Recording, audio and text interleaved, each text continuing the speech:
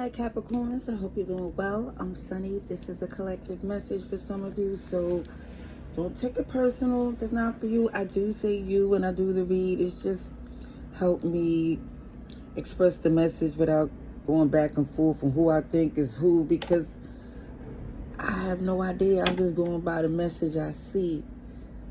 I think those who get messages from tarot know what I'm talking about, and those who are new, just go with the fact that you know better than me if this read applies. All right, let's get with Capricorn. This strongest message that's helpful.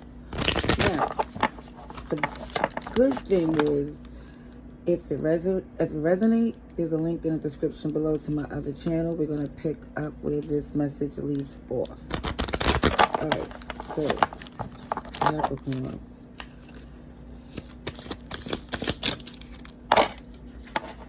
Single life, Nine of Pentacles with a codependency that it feel like a codependent at some point, because I feel like the reason why I see the codependent is because there's also a willing participant, well aware that someone's locked into something that isn't good for them and doing it anyway, when in the back of their mind they know they flourish much better on their own, because I feel like someone here already entertains other connections and relationships outside this partnership, but it's someone that's currently in a relationship they know they have to let go of, which is very much Capricorn energy. I also see Virgo and Gemini. And they go to Moon, Cancer and Pisces. Intentional emotional confusion. Someone's trying to be controlling by trying to act as if, you know, this complicated energy, or oh, you don't understand. And it feels like if they really wanted you to understand, or if someone really wanted it to be an understanding, it would happen. It feels like for some, when things are going good, it got to get shaken up. Yeah, definitely feel like even with that magician energy, the magic that somebody exudes for you to be connected to them, they could use it for good and they choose not to. Okay, let's see what's happening with Capricorn at this time.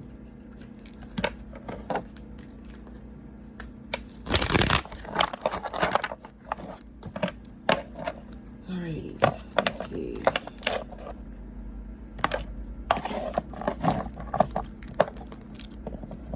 Okay, I see somebody who relationships run concurrent. Okay, and I think someone is very much aware of what the issue was, why it feels like they know there was issues why they chose to move the way they do. It's not someone that's making excuses for it, but it's like someone saying that even though the person that they was connected to is well aware of who they is, and how they move. So for someone to act intentionally confusing, it feels like for some, it do have in its Eight of Swords a questioning what's their angle. Why are they being manipulative or trying to make it seem they don't know, or at least that you're not aware of what they was working on, what they was praying for, and acting like when they receive it, that's not what they wanted.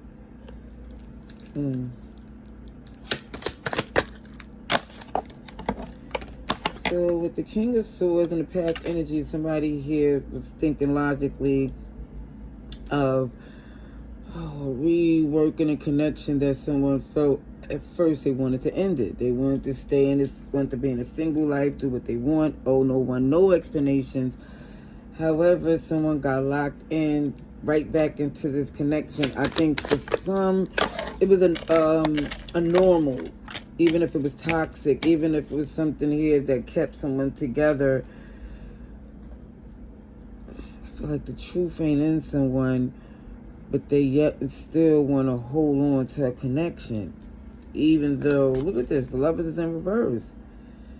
But I see this Queen of Pentacles where someone here just don't want to let go. They don't want you to move on without them. They don't want you to be happy on your own. It's a very OMG nasty energy. And what's making it even worse is not like they don't want you to leave and then they're being loving and kind. And no, they don't want you to leave and they're being nasty. Like the terms to work on this connection is dang near impossible.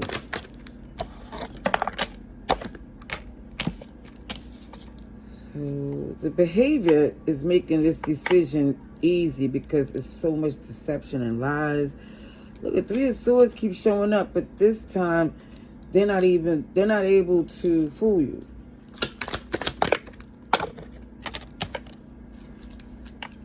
Like they can say what they want, but I don't feel like you believe that you're already detached, disconnected. See, I don't have the same agenda. I think for some of you, the paperwork is probably in process to divorce.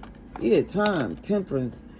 It may be a separation in play because it just feels like a lot of manipulative energy where somebody here used to make the magic happen and now it just feels like a very... It's like this energy where someone's not even trying. They just think that the connection is going to stay together because there's, a need. Or you can't make it without me. That would make someone comfortable being in this relationship with some of you is like a turn off. Because why would someone here want those type of conditions or someone not being their best or feeling stuck in order to accept a relationship? And Scorpio, Aries, because someone here, it could be a fire sign, someone here is not being fair because they are saying things that they don't mean, breaking promises because they already experienced the tower moment or they're very fearful of it happening again. Yeah, this person feels like they can't take it. They feel like they can't make it on their own. But they're not going to say that. It's just the things that they do that you're going to see over time. Whether or not they work for you or not, we're going to see. Let's see. Oh, no. Because it looks like that Ten of Pentacles is in reverse. If someone don't value the relationship, you're like, what's the point? And even with this Empress, it's an entitlement. Somebody is stagnant, stuck. They don't feel like they ain't learned from their experience. They too busy stuck on what went wrong and not pouring into the things that's going right. It just feels very stuck in limbo where the truth ain't in this person. This is why they repeat the same mistakes over and over again. But the silver lining is you're not playing into this anymore. You're stopping this. You're saying enough is enough. You're setting the stands on what love's supposed to be. Because, OMG, you're like, no, this ain't good. This ain't healthy. I think when you speak to this person again, because I feel like for a minute y'all going to stop talking, but when you do speak, it's basically letting them know this. You refuse to entertain this type of toxicity going forward. The point of view you looking at this situation is like, OMG, there's a life that could be happy. And the fact that someone is choosing to act as if they don't see this and accept this BS, you refuse to. You're like, no, I'm not going to give into this toxicity anymore. There's more to life. And I see, as much as you love this person, you're taking accountability, like, no, time is valuable and somebody wants their joy and happiness. All right, let's see how this picks up. If you're interested on my other channel. All right, love and light.